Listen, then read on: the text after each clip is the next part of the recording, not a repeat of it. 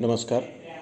आज लोकप्रशासनाच्या ह्या लेक्चरमध्ये आपण लोकप्रशासनाचे स्वरूप हे कशा प्रकारचे आहे हे या ठिकाणी समजावून घेणार आहोत. यामध्ये लोकप्रशासनाच्या अर्थाविषयी विचार करताना प्रामुख्याने आपल्याला दिसून येते की या लोकप्रशासनाच्या ह्या अर्थाविषयी व्यापक आणि संकुचित असे दोन दृष्टिकोन आपल्याला दिसून आलेले आहेत.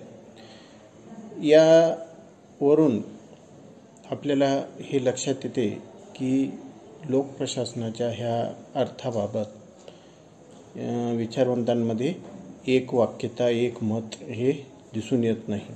त्यांच्यामध्ये मतभिन्नता असलेली आपल्याला दिसून येते. लोकप्रशासनाच्या स्वरूपाच्या बाबतीत काही स्पष्ट मते मांडता येतील, जसे की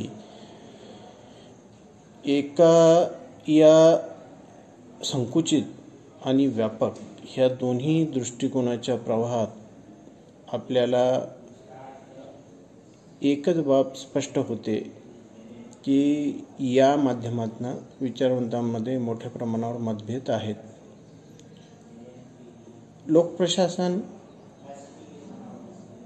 या व त्याचे स्वरूप हे लक्षात घेताना आपल्याला ह्या मतभिन्नतेपेक्षा ह्या विचारवंतांच्या विचारामध्ये काय सामायिक बाबी आहेत या अनुषंगाने आपण त्यामध्ये काही मुद्द्यांचा ह्या लोकप्रशासनाच्या स्वरूपाबाबत या ठिकाणी विचार करणार आहोत.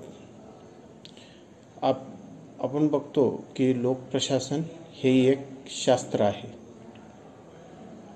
जसं अमेरिकेचे अध्यक्ष वुड्रो विल्सन यांनी लोकप्रशासनाची स्वतंत्र अशी एक बेसिक अशी डेफिनेशन, व्याख्या ही केलेली आपल्याला माहिती आहे.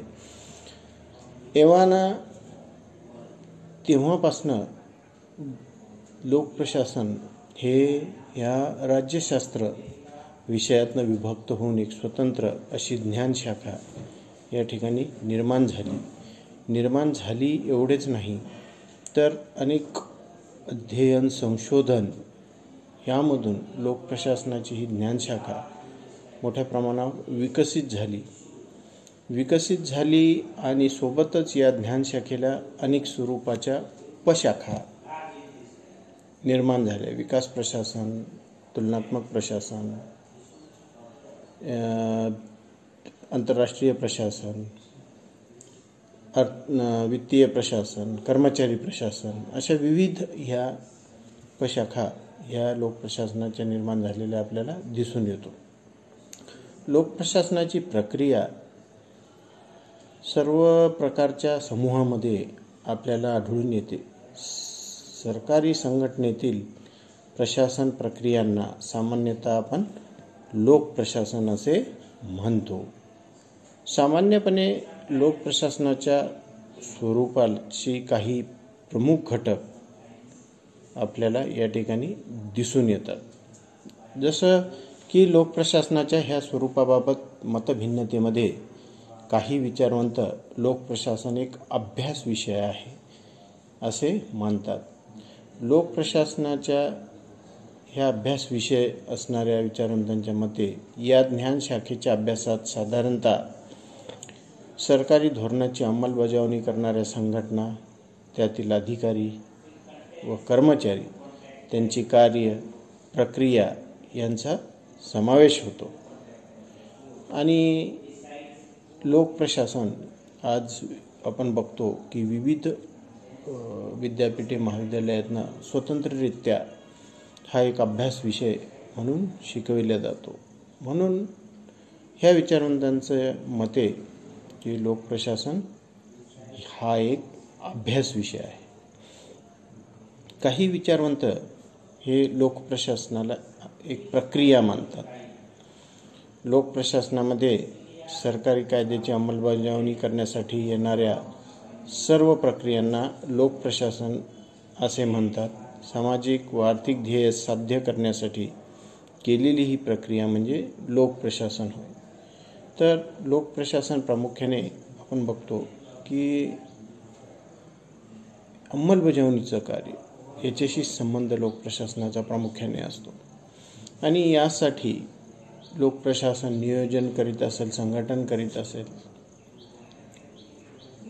लोकप्रशासन समन्वय करणे, निर्देश देणे, अहवाल घेणे, वित्तीय साधनांची तरतूद करणे, ह्या सर्व बाबी म्हणजे एक प्रकारे ह्या क्रिया ज्या की लोकप्रशासनामध्ये असलेल्या आपल्याला दिसून येतात. आणि त्यामुळं ह्या विचारवंतांच्या मते की लोकप्रशासन ही एक प्रक्रिया आहे.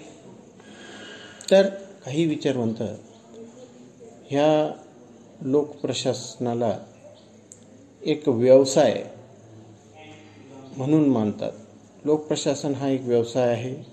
सरकारी संघटनेत कार्य करणाऱ्या पूर्ण वेळ पगारी व्यावसायिक कर्मचाऱ्यांसाठी लोकप्रशासन करणे हा एक व्यवसाय आहे. शासकीय संघटनेतील कर्मचाऱ्यांकडून व्यवस्थितपणे काम करून घेणे, त्यांच्यावर देखरेख करणे, त्यांना मार्गदर्शन करणे हा प्रशासकाचा व्यवसाय असतो. तर आपण बघतो की लोकप्रशासनामध्ये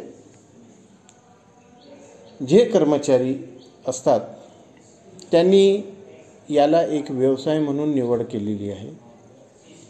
ते पूर्ण वेळ हेच कार्य करतात. त्यांच्या उपजीविकेचा, उदरनिर्वाहाचं ते प्रमुख साधन आहे. आणि आपला पूर्णवेळ व्यवसाय म्हणून त्यांनी लोकप्रशासनाची निवड केलेली आहे. कारण आपण बघतो की लोकप्रशासनातील जे काही कर्मचारी आहेत हे सर्व कर्मचारी त्या ठिकाणी पूर्ण वेळ काम करतात. त्याचा योग्य यथोचित नियमानुसार वेतन किंवा पगार हा त्यांना मिळत असतो. आणि त्यामुळं हे कर्मचारी या लोकप्रशासनातील विविध क्रिया प्रक्रिया पार पाडण्याचे कार्य करतात. सोबतच जे काही व्यवस्थापक अधिकारी वर्ग आहेत ते कर्मचाऱ्यांकडनं हे कार्य करून घेण्याचे कार्यही सुद्धा या लोकप्रशासनात करीत असलेले आपल्याला दिसून येतात. तर या तिन्ही भिन्न दृष्टिकोनातनं आपल्याला ही बाब लक्षात येते की लोकप्रशासन एक अभ्यास विषय आहे,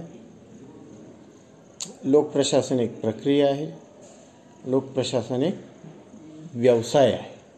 अशा तिन्ही प्रकारच्या भिन्न भिन्न दृष्टिकोनातनं लोकप्रशासनाचं खऱ्या अर्थाने स्वरूप आपल्याला या ठिकाणी लक्षात येण्यासाठी मदत होते. वरील तिन्ही दृष्टिकोनापैकी पहिला दृष्टिकोन लोकप्रशासनाचा अभ्यासकांना अभिप्रेत आहे की लोकप्रशासन हा एक अभ्यास विषय आहे. आणि हेच प्रामुख्याने लोकप्रशासनाचं स्वरूप असलेलं हे लोकप्रशासनाच्या अभ्यासकांना अभिप्रेत आहे. लोकप्रशासन आपण बघतो पूर्वी राज्यशास्त्राची एक ज्ञानशाखा म्हणून त्याची ओळख होती. परंतु अलीकडच्या काळात आणि प्रामुख्याने 20व्या शतकात लोकप्रशासन शास्त्राचे वेगळे अस्तित्व असल्याचे मान्य करण्यात आले. आणि या दृष्टीने लोकप्रशासन एक स्वतंत्र अभ्यास विषय म्हणून अनेक विद्यापीठातनं शिकविला जाऊ लागला.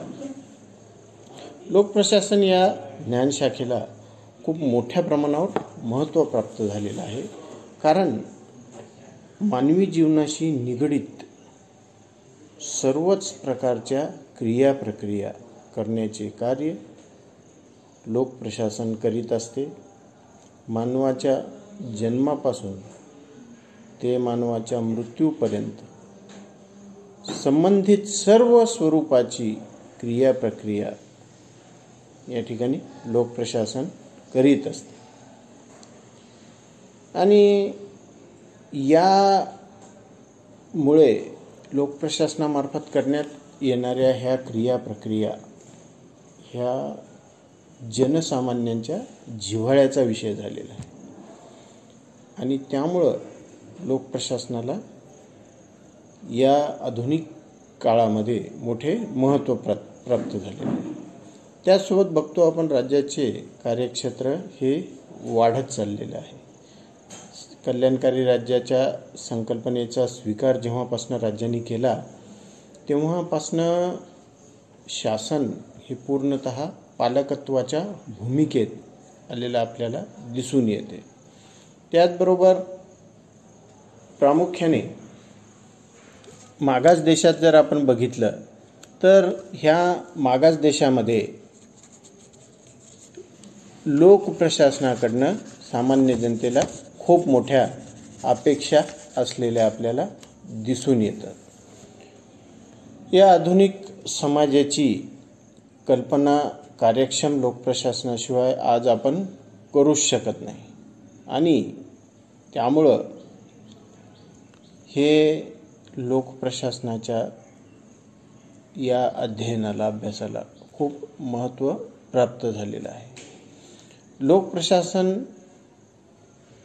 अभ्यासकांच्या दृष्टीने एक अभ्यास विषय आहे, कर्मचाऱ्यांच्या दृष्टीने तो एक व्यवसाय आहे आणि सामान्य जनतेच्या दृष्टीने ती एक प्रक्रिया आहे. त्याचसोबत